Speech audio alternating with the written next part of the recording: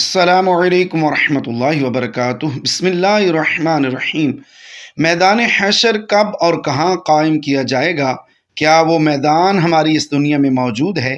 میدان حشر کے دن لوگ ننگے قبروں سے کیوں اٹھائے جائیں گے؟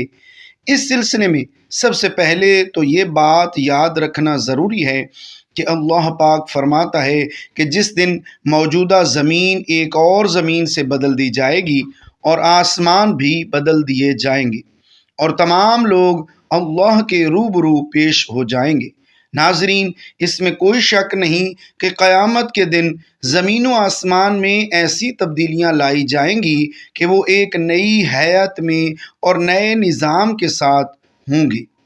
حضور نبی کریم صلی اللہ تعالی علیہ وآلہ وسلم کی حدیث پاک میں اس تبدیلی کا ذکر اس طرح کیا گیا ہے: قیامت کے دن لوگوں کو سفید سرخی مائل زمین پر جمع کیا جائے گا جو میدے کی روٹی کی ٹکیا کی طرح ہوگی، اس پر کسی قسم کا نشان نہ ہوگا۔ اب سوال یہ ہے کہ یہ تبدیلیاں ممکن ہیں یا نہیں؟ تو جواب ہے کہ بالکل ممکن ہیں۔ جب ماضی میں مادہ میں بہت سے تغیرات رونما ہوتے رہے یہاں تک کہ اس نے موجودہ زمین کی شکل اختیار کر لی، تو آئندہ اس کی ساخت میں تبدیلی کا رونما ہونا ہرگز بعید نہیں ہے، اور اس کا خالق یقیناً اس بات پر قادر ہے کہ اس کے عناصر ترکیبی اور اس کے طبعی قوانین کو بدل دے۔ غرض، قیامت کے دن موجودہ دنیا ایک نئی دنیا سے بدل جائے گی جس کے زمان اور مکان بالکل مختلف ہوں گے، اور اس وقت لوگوں کو اللہ کی قدرت کا صحیح اندازہ ہو جائے گا اور وہ جان لیں گے کہ اللہ ان کی دنیا کو نئی دنیا سے بدل دینے پر قادر تھا۔ قرآن کی بعض آیات سے زمین میں تبدیلی کی جو صورت سامنے آتی ہے وہ یہ ہے کہ زمین میں اس دن کوئی بلندی یا پستی نہیں رہے گی، سب پہاڑ زمین تباہ کر دیے جائیں گے اور سب کھڑے بھر دیے جائیں گے۔ اس طرح سطح زمین ہموار اور پہلے سے بہت زیادہ بڑھ جائے گی، اور سب سے اہم تبدیلی یہ ہوگی کہ سمندروں، دریاؤں اور ندی نالوں کو خشک کر دیا جائے گا، اور سمندر کی سطح کا رقبہ خشکی کے رقبہ سے 3 گنا زیادہ ہے۔ اس طرح موجودہ زمین سے اس وقت کی تبدیل شدہ زمین کم از کم 4 گنا بڑھ جائے گی، اور دوسرے وہ زمین بالکل ہموار ہوگی۔ ام المؤمنین حضرت عائشہ صدیقہ رضی اللہ تعالی عنہا سے روایت ہے کہ میں نے حضور نبی کریم صلی اللہ تعالی علیہ وآلہ وسلم سے پوچھا کہ زمین کے بدل جانے کے وقت لوگ کہاں ہوں گے؟ آپ صلی اللہ تعالی علیہ وآلہ وسلم نے فرمایا، پل صراط پر۔ حضرت ابن مسعود رضی اللہ تعالی عنہ روایت کرتے ہیں کہ رسول اللہ صلی اللہ تعالی علیہ وآلہ وسلم نے یوم تبدل الارض غیر الارض کی تفسیر میں فرمایا کہ وہ زمین سفید زمین ہوگی، گویا کہ وہ چاندی ہے، اس میں کوئی حرام خون نہیں بہایا گیا ہوگا اور نہ اس میں کوئی گناہ کیا گیا ہوگا۔ ناظرین، اب آتے ہیں اس سوال کی طرف کہ موجودہ زمین کے لحاظ سے زمین کا وہ کون سا حصہ ہوگا جہاں محشر برپا کیا جائے گا؟ موجودہ زمین کے لحاظ سے ارض محشر کا خطہ سرزمین شام ہوگا۔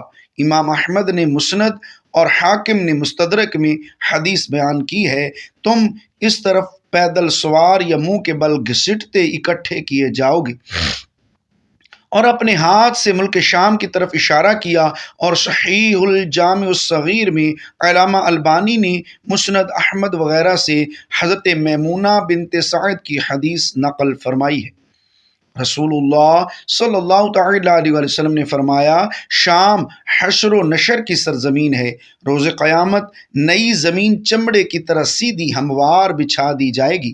قرآن پاک میں ارشاد ہے، اور جس دن زمین بچھا دی جائے گی اس کی تفسیر میں امام ابن کثیر نے ابن جریر کے حوالے سے یہ روایت نقل کی ہے۔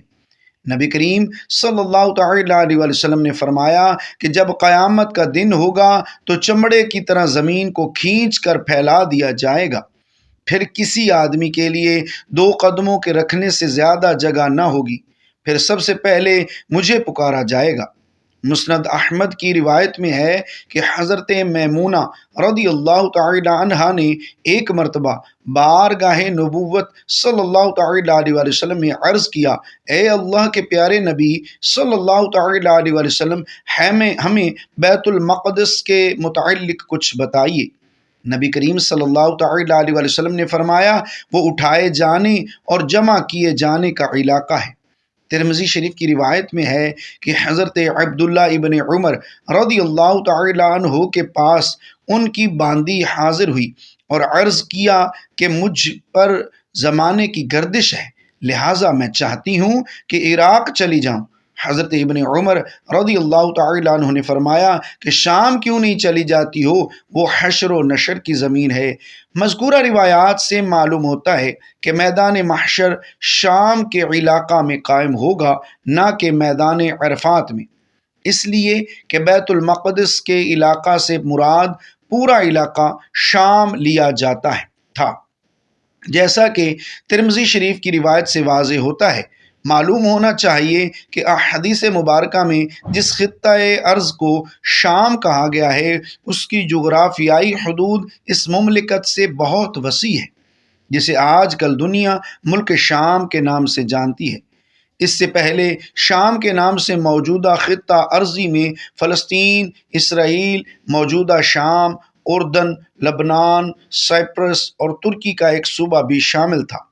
البتہ اس کا تعین نہیں ہے کہ علاقہ شام کے کس مقام پر میدان محشر قائم ہوگا۔ ناظرین، آپ کو یہ جان کر حیرت ہوگی کہ میدان محشر میں سب لوگ ننگے اٹھائے جائیں گے۔ اس بارے میں حدیث پاک کچھ یوں ہے۔ ام المؤمنین حضرت عائشہ صدیقہ رضی اللہ تعالی عنہ سے روایت ہے، وہ بیان کرتی ہیں کہ میں نے رسول اللہ صلی اللہ علیہ وآلہ وسلم کو فرماتے ہوئے سنا، لوگوں کو قیامت کے دن ننگے پاؤں، ننگے بدن اور غیر مختون اٹھا کر میدان حشر کی طرف لایا جائے گا۔ وہ اپنی قبروں سے ایسے نکلیں گے جیسے اس دن تھے کہ جب ان کو ان کی ماؤں نے جنا۔ میں نے دریافت کیا کہ یا رسول اللہ صلی اللہ علیہ وآلہ وسلم، مرد اور عورتیں سب اکٹھے ہوں گے تو وہ ایک دوسرے کو ننگے دیکھیں گے؟ تو آپ صلی اللہ تعالی علیہ وآلہ وسلم نے فرمایا، اے عائشہ صدیقہ رضی اللہ تعالی عنہا، معاملہ ہی اتنا سخت ہوگا کہ انہیں اس کی سوجھے گی بھی نہیں۔ اور ایک روایت میں ہے کہ رسول اللہ صلی اللہ تعالی علیہ وآلہ وسلم نے فرمایا، معاملہ اس بات سے کہیں زیادہ سخت اور اہم ہوگا کہ مرد اور عورتیں ایک دوسرے کو ننگے دیکھنے لگے۔ حضرت ابن عباس رضی اللہ تعالی عنہ سے مروی بخاری شریف کی حدیث نمبر 3447 ہے کہ رسول اللہ صلی اللہ تعالی علیہ وآلہ وسلم نے فرمایا، قیامت کے دن لوگ ننگے پاؤں، ننگے بدن اور بغیر ختنہ کے اٹھائے جائیں گے۔ پھر آپ صلی اللہ تعالی علیہ وآلہ وسلم نے اس آیت کی تلاوت فرمائی، جس طرح ہم نے انہیں پہلی مرتبہ پیدا کیا تھا، اسی طرح ہم دوبارہ لوٹائیں گے۔ یہ ہماری جانب سے وعدہ ہے اور بے شک ہم اسے کرنے والے ہیں۔ پھر سب سے پہلے حضرت ابراہیم علیہ السلام کو کپڑا پہنایا جائے گا، پھر میرے اصحاب کو دائیں جنت کی طرف سے لے جایا جائے گا، لیکن کچھ کو بائیں جہنم کی طرف سے لے جایا جائے گا۔ پھر میں کہوں گا کہ یہ تو میرے اصحاب ہیں، لیکن مجھے بتایا جائے گا کہ جب آپ ان سے جدا ہوئے تو اسی وقت انہوں نے کفر اختیار کر لیا تھا۔ میں اس وقت کہوں گا جو عیسیٰ ابن مریم نے کہا تھا کہ جب تک میں ان میں موجود تھا تو میں ان کی نگرانی کرتا رہا، لیکن جب تو نے مجھے اٹھا لیا تو تو ہی ان کا نگہبان ہے اور تو ہی ہر چیز پر نگہبان ہے۔ قیامت کے دن اللہ تعالی لوگوں کو ان کی ریڑھ کی ہڈی سے دوبارہ پیدا فرمائے گا۔ اس سے لوگ ٹھیک اپنی شکل و صورت میں اسی طرح پیدا ہوں گے جس طرح دانے سے کھیتی اور گٹھلی سے کھجور پیدا ہوتی ہے۔ پھر وہ اپنی قبروں سے برہنہ پاؤں، برہنہ جسم اور مختنع حالت میں اس طرح نکلیں گے گویا बिखरी हुई टिड्डियां हूं या बिखरे हुए पतंगे, और वो राह हशर से ना वाकिफ ना होंगे, बल्कि भट तितरे से भी अपनी मंजिल के बारे में ज्यादा आगाह होंगे और कब्रों से निकलकर इस तरफ दौड़ेंगे जैसे शिकारी शिकार के जाल की तरफ दौड़ते हैं। एक इंसान खुदा के हुक्म के मुताबिक ज़िंदगी ना बसर करे, अल्लाह की अता की गई इस्लामी किताबों, नबियों, रसूलों को किसी में से एक को मानने से इनकारी करे या किसी इस्लामी किताब रसूल की तौहीन करे, ये अल्फाज कहने से इंसान मुसलमान नहीं रहता, वो काफिर बन जाता है। इस हालत में अगर वो अपनी बीवी के पास जाता है तो वो जिना कर रहा होता है। जब मियाँ बीवी से कहे कि उठ कर नमाज अदा कर लूँ, तो बीवी कहे कि मैं नमाज नहीं पढ़ूँगी, नमाज पढ़ने से फ़लाँ बीमारी में मैं मुब्तला हो जाती हूँ। ऐसे अल्फाज बोलने से बीवी दायरा इस्लाम से खारिज हो जाएगी। अगर मियाँ ऐसा करे तो वो भी गैर मजहब बन जाएगा। आजकल अक्सर घरों में हम देखते हैं कि जब कोई मुश्किल वक्त आता है, ज़्यादातर औरतें ये कहती हैं कि खुदा हमारे साथ ठीक नहीं कर रहा, मेरे साथ जुल्म कर रहा है। जब भी किसी पर बुरा वक्त आता है तो वो खुदा ताला से, अल्लाह पाक से दुआ करने की बजाय ये अल्फाज कहते हैं कि खुदा हमारे साथ जुल्म व ज़्यादती कर रहा है। हमारे नसीब में खुदा ने ये बुरे हालात लिख दिए हैं। जब इंसान की ज़ुबान से ये लफ्ज़ निकलते हैं तो वो मुसलमान नहीं रहता, नक़ल कुफ्र कुफ्र नबाशत। क्योंकि मुसलमान तो हर हालत में अल्लाह ताला का शुक्रगुजार होता है। जो बंदा अल्लाह पाक की रज़ा से इनकारी करता है तो वो काफिर हो जाता है। बाज़ औक़ात ऐसे वाक़यात भी देखने को मिलते हैं कि मियाँ और बीवी आपस में किसी बात पर झगड़ रहे होते हैं तो बीवी मियाँ को गुस्से से कहती है कि तूने मेरा जीना हराम कर दिया है, मैं आपके साथ ज़िंदगी नहीं गुजार सकती, मुझे तलाक दे दो। उस वक्त मियाँ भी गुस्से में होता है, वो कहता है जाओ, तुमको फारिग कर दिया, मेरा भी तेरे साथ रहना अपने आप को ज़िल्लत में डालने के बराबर है। अगर ऐसे हालात हुए तो हम यहाँ इन बातों को देखकर फैसला करेंगे कि बीवी ने तलाक मांगी तो मियाँ ने उसकी हाँ में हाँ मिला दी। इस पर मियाँ को तलाक देने की नीयत नहीं थी। कभी कभार ऐसा होता है कि बीवी गुस्से में आकर मियाँ से तलाक का मुज़ाकरा करती है, पर उसकी नीयत नहीं होती कि वो तलाक ले। इस हालत में तलाक नहीं होती। इससे ये ज़ाहिर होता है कि तलाक की नीयत हो तो तलाक होती है, कि अगर मियाँ और बीवी तलाक की नीयत करके एक दूसरे को फारिग कर दें तो तलाक हो जाती है। अगर ऐसा हो जाए तो दोबारा निकाह करना लाजिम होता है। यही सूरत हाल है कि तलाक के मामले में ना मुज़ाकरा मियाँ बीवी को आपस में करना चाहिए, ना बहस करनी चाहिए, कोई और बात करें। अगर दायरा इस्लाम में रहते हुए दोबारा निकाह नहीं करते और आपस में हम बिस्तरी करते हैं तो वो जिना कर रहे होते हैं। नाज़रीन, हमें चाहिए कि हम जब गुस्से में होते हैं तो हम जो भी अल्फाज अपने मुंह से निकालते हैं तो हमें पता होना चाहिए कि हम क्या बोल रहे हैं। ऐसा बोलने से हमें किसी मुश्किल का सामना तो नहीं करना पड़ेगा। क़ारी सनाउल्लाह पानीपती रहमतुल्लाह ताला अलैह ने अपनी किताब में लिखा है कि अगर दो बंदे शरीयत के बारे में गुफ्तगू कर रहे हों तो उनमें से एक ये बात कहे कि मैं शरीयत को नहीं मानता, तो वो काफिर बन जाता है। ऐसे तो आजकल आम हो रहा है। प्यारे भाई बहनों दोस्तों, हमें चाहिए कि हम अपने आलिमों फाजिलों से पूछे जनाब कलिमात कुफ्र क्या है। ऐसा ना हो कि हम दायरा इस्लाम से बाहर हो जाएं और हमको इल्म तक ना हो। इसलिए हमको ये इल्म हासिल करना ज़रूरी है कि कहीं हमसे बातें करते हुए, हमसे ऐसी बातें करते हुए ऐसे अल्फाज ना निकल जाएं जो अल्फाज हमको दायरा इस्लाम से बाहर कर दें। इसी तरह अगर एक मर्द और औरत आपस में झगड़ते हैं तो वो गुस्से में एक दूसरे को तलाक दे चुके होते हैं, पर उनको इस बात का इल्म ही नहीं होता और पहले की तरह ज़िंदगी बसर कर रहे होते हैं। हम बिस्तरी कर रहे होते हैं तो इस हालत में हम बिस्तरी करें तो वो जिना कर रहे होते हैं। اگر بیوی اپنے میاں کی غیر موجودگی میں طلاق کی نیت کر کے کہتی ہے کہ میں اپنے خاوند سے میں نے طلاق لے لی، تو اس صورت میں یہاں پہ غلطی ہو گئی ہے، اس صورت میں طلاق نہیں ہوتی، کیونکہ طلاق کا حق میاں کے پاس ہے۔ اگر میاں ایسا کرے تو طلاق ہو جاتی ہے۔ ایسے الفاظ میاں بیوی کو نہیں بولنے چاہیے۔ شریعت ہمیں یہ حکم دیتی ہے کہ انسان کو ہر وقت علم حاصل کرتے رہنا چاہیے۔ ہمیں ایسے الفاظ کے مفہوم کے بارے میں بھی علم ہونا چاہیے جو ہم اپنے منہ سے غصے سے نکال بیٹھتے ہیں۔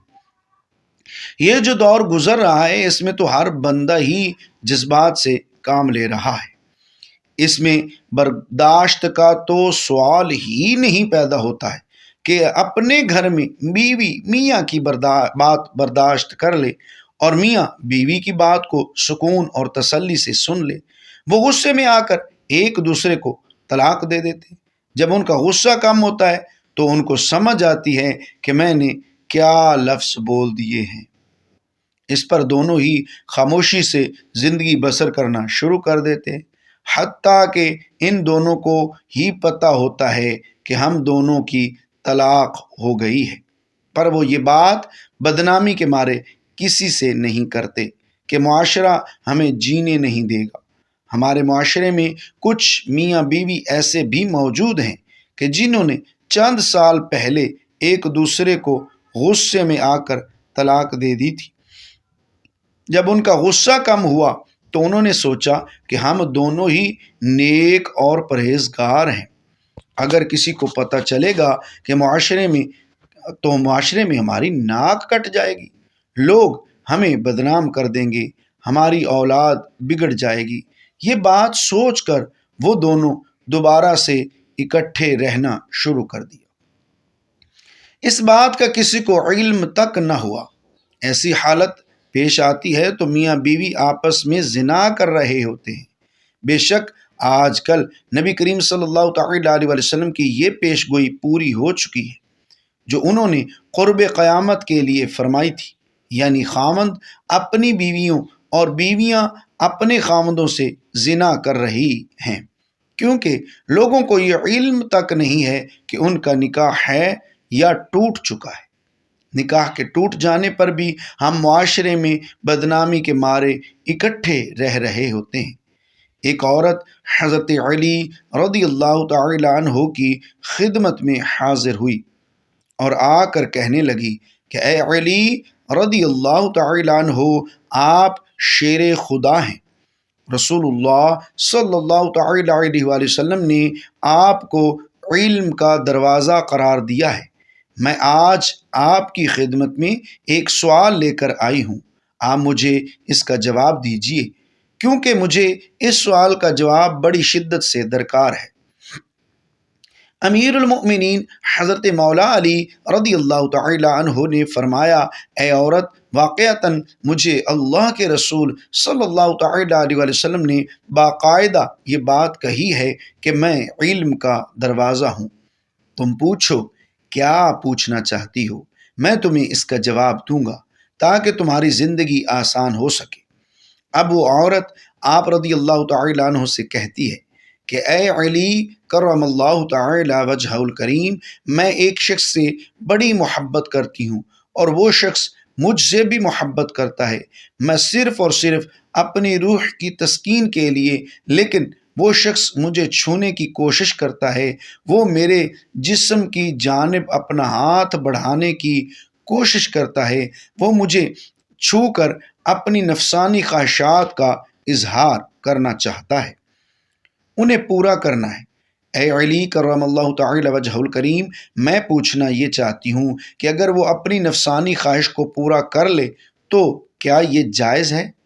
جب امیر المؤمنین حضرت علی رضی اللہ تعالی عنہ سے یہ پوچھا گیا تو حضرت علی رضی اللہ تعالی عنہ نے فرمایا، اے عورت، محبت وہ ہوتی ہے جس محبت کے اندر انسان دوسرے انسان کی عزت کرے۔ ادب پہلا قرینہ ہے محبت کے قرینوں میں۔ اگر کوئی کسی سے محبت کرتا ہے تو وہ سب سے پہلے اس کی عزت کرتا ہے۔ اگر وہ شخص تمہاری واقعتاً عزت کرے تو اس کا مطلب یہ ہے کہ وہ تم سے سچی محبت کرتا ہے، لیکن وہ تمہیں اپنے فائدے کے لیے استعمال کر رہا ہے، جس میں محبت کا دور دور تک کوئی نام و نشان موجود نہیں ہے۔ لہٰذا اگر تمہیں یہ لگتا ہے کہ یہ محبت ہے تو تم غلط ہو، یہ محبت نہیں ہے، بلکہ یہ تو سراسر اپنی ہوس کو مٹانے کا ایک طریقہ کار ہے۔ ناظرین، اصل محبت کا تعلق انسان کی زندگی کے اس لمحے سے ہوتا ہے جس لمحے میں اسے یہ احساس ہو جائے کہ کوئی شخص مجھ سے پیار کرتا ہے، اور اس چیز کو سوچتے ہوئے اس کا دل و دماغ روشن ہو جائے اور وہ مزید کسی چیز کی دنیا سے توقع نہ کرتا ہو، کیونکہ وہ چاہے کہ میں زندگی میں جو چیز چاہتا تھا وہ مجھے مکمل طور پر دستیاب ہو چکی ہے، اور اب میری زندگی انتہائی سہل اور آسان ہو گئی ہے۔ ناظرین، آپ کو آج کی اس ویڈیو میں زنا کے بارے میں بھی بتایا جائے گا کہ اس بارے میں اسلامی ارشادات کیا ہیں۔ شادی سے پہلے اگر بیوی نے زنا کیا ہو اور اس کے شوہر کو شادی کے بعد اپنی بیوی کے زنا کے بارے میں معلوم ہو جائے تو اس شوہر کو کیا کرنا چاہیے؟ ایک آدمی نے بازاری عورت سے شادی کی ہے۔ شادی سے پہلے وہ مرد اس عورت سے ناجائز تعلقات قائم کرتا رہا ہے، اور اب انہوں نے شادی کر لی ہے۔ قاری صاحب کہتے ہیں کہ جس سے زنا کیا جائے اس سے نکاح نہیں ہو سکتا۔ قاری صاحب کی یہ بات درست ہے، واقعی ایسا نکاح حرام ہے۔ اللہ تعالیٰ فرماتے ہیں سورہ نور میں وہ حرام کر دیا گیا اوپر ایمانداروں کے زانیہ کا زانی یا مشرک کے ساتھ نکاح مومنوں پر حرام ہے۔ حافظ ابن حکیم رحمۃ اللہ تعالی علیہ فرماتے ہیں اس مقام پر زانی کا اسم اشارہ سے زنا مراد دینا ضعیف اور کمزور ہے۔ نیز نکاح کے سلسلے میں اللہ تعالیٰ کا فرمان وہ پاک دامن ہونا، اعلانیہ زنا کرنے والی، نہ چھپے یاروں والی، نہ پکڑنے والے، نہ اچھے دوست، اس بات کی دلیل ہے کہ نکاح منعقد ہونے کے لیے مرد اور عورت دونوں کا ضعیف اور پاک دامن ہونا، عفیف اور پاک دامن ہونا بہت ضروری ہے۔ اللہ تعالیٰ ہمیں نیک کاروں میں شامل فرمائے اور ہمارا خاتمہ ایمان پر فرمائے، آمین ثم آمین۔ ناظرین، کمنٹ باکس میں اللہ تعالیٰ کے 99 ناموں میں سے ایک نام ضرور ٹائپ کیجیے گا۔ شکریہ، اللہ حافظ، اور یاد رکھیے اپنے یوٹیوب چینل قاری الیاس ستاری آفیشیل کو سبسکرائب کیجیے، بیل آئیکن دبائیے اور ویڈیو کو شیئر کیجیے۔ جزاک اللہ۔